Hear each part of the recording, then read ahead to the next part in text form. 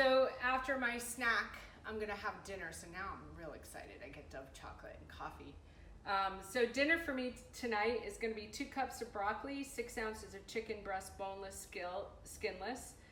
It says here grilled, 1 cup of rice, and then I get a half of cup of ice cream, fudgesicle ice cream. I can't say that very well, but that's my treat for the evening. So I already have leftovers, so I love when I have leftovers. So what happens when you get a dish that has other stuff in it? How do I get just to the chicken? And this isn't exactly grilled, is it? But what I know is I made this chicken, so I know that this chicken was just put in a pan, a non-stick pan, and just kind of browned. I know that there is a little bit of oil in this chicken as well, but very little because I cook it with broth also. So I'll use broth, chicken broth or beef broth or whatever, as a way to just put something in the pan so things don't stick to it, and it always adds a little flavor.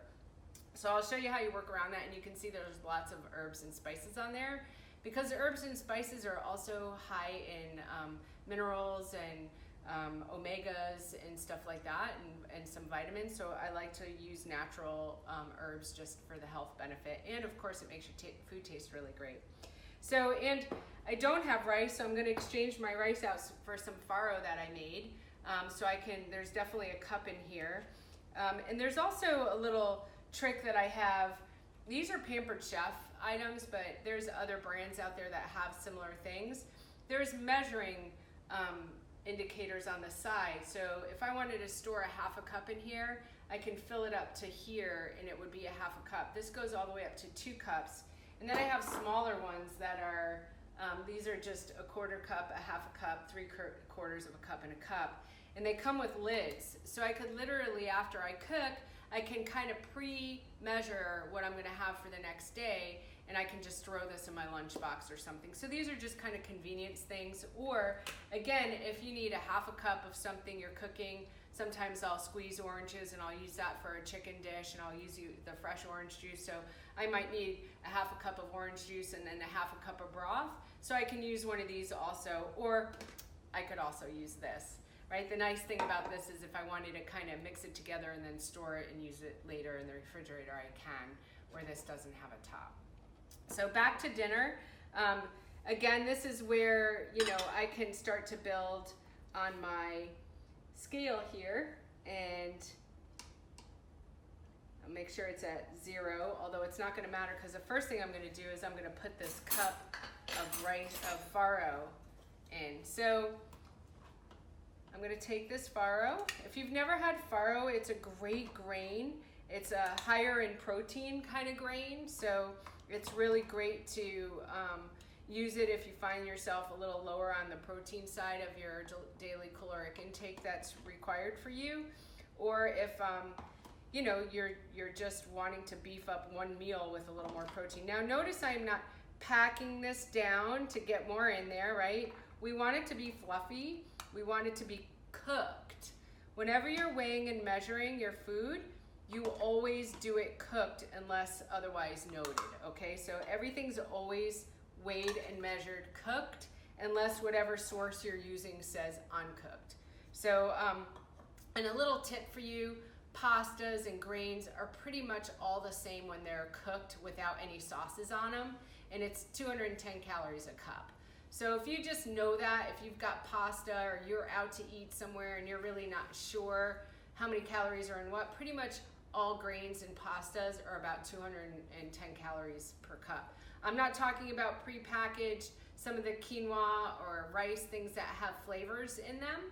Some of that flavor is packed with, calories and fat and other things in them. So just be aware that that's not including anything you would add to it. So if you cook your rice or your farro or your pasta with a ton of oil, that's different. I'm talking about cooked in water or cooked in broth or something like that. So here's a cup of farro. Wow, that's a lot of food. Look at how much food is on this scale.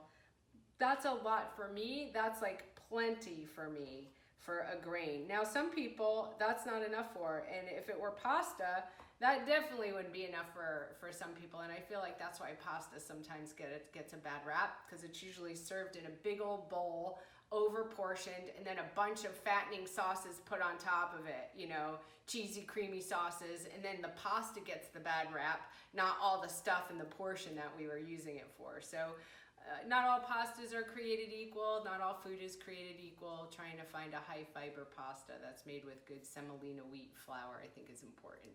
These are just my opinions and what I've learned over the years of, you know, being on a nutrition journey from fatty patty to trying to really enjoy the body that I live in, by learning about foods and how they work and what we need to do. So I'm by no means a registered dietitian.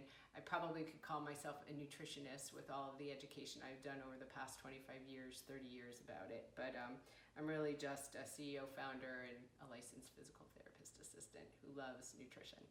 All right, so the chicken, this yummy chicken. So if you're Italian like I am, almost all meals start with garlic, onions, and maybe mushrooms, but garlic and onions for sure. So that's what's in here, garlic, onions, and mushrooms, as just a kind of with a broth kind of base. So that's what you see besides the chicken. But we want just chicken. So I'm gonna go ahead and zero my scale out again. And I'm gonna, again, this says 6 ounces of chicken. Now, wait till you see how much 6 ounces is. For me, that's a lot of chicken. And there's a little extra weight there on the onions. If I was really starving, I might spend some time picking it off, but I'm not. I'm gonna try and make sure that the big mushrooms are out. And no sauce, right? I'm not putting any sauce in there. So that's a little, it's a little light still. Let's see, probably just a little piece of this here will bring us up to 6. And that 6.1, I could get a little, you know, anal about it, or let my stickler show up and make sure that that gets to 6. But remember, I was a little under and over at lunch, so we're not going to fret over a 0.1 ounce. So now I do want some of these delicious mushrooms and some of that sauce that's in the bottom there. So I am going to try and take some of that. Now vegetables, I always have vegetables on my menu. I have 2 cups of broccoli. And these vegetables are good for me. They have great vitamins, great minerals in them. I always say vegetables that aren't high in calories are kind of like free food. You shouldn't really worry about overeating with them. Spinach and mushrooms, onions, kale, you know, those kinds of things, peppers, celery are really low in calories. Broccoli. So I'm just gonna put some of this on top of it. And remember I said that the sauce in here is broth. So now I'm not being really too over anal about what I'm doing, and weighing and measuring hasn't been that hard. I'm ready to just heat this up and eat it. Now, if I could put it all in a pot and I can heat it up on the stove, if you don't want to put things in the microwave, I could put this in an oven safe dish and I can heat it up in the oven if you don't want a microwave, or I could just put a cover on it and pop it in the microwave. So the choice is yours, but this is what, you know, the meal would look like minus the broccoli. 2 cups of broccoli. Sometimes, honestly, I'll have a whole plate of broccoli. I just love broccoli, so I would add the 2 cups to this, and that would be my dinner. So I hope that this video on weighing and measuring was helpful for you.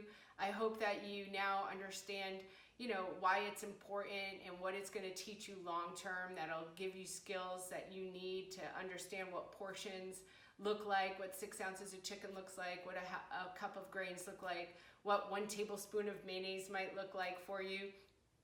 So yeah, make sure you have the proper tools so that you could be successful. I also hope that you can like and subscribe to this channel for us, and that if you have any comments or questions based on what we talked about today, or even something else, I hope that you can leave a comment below so we can get back to you. I really appreciate it. This is Patty Durell from Rock Solid Fitness, talking to you about weighing and measuring your food for portion control.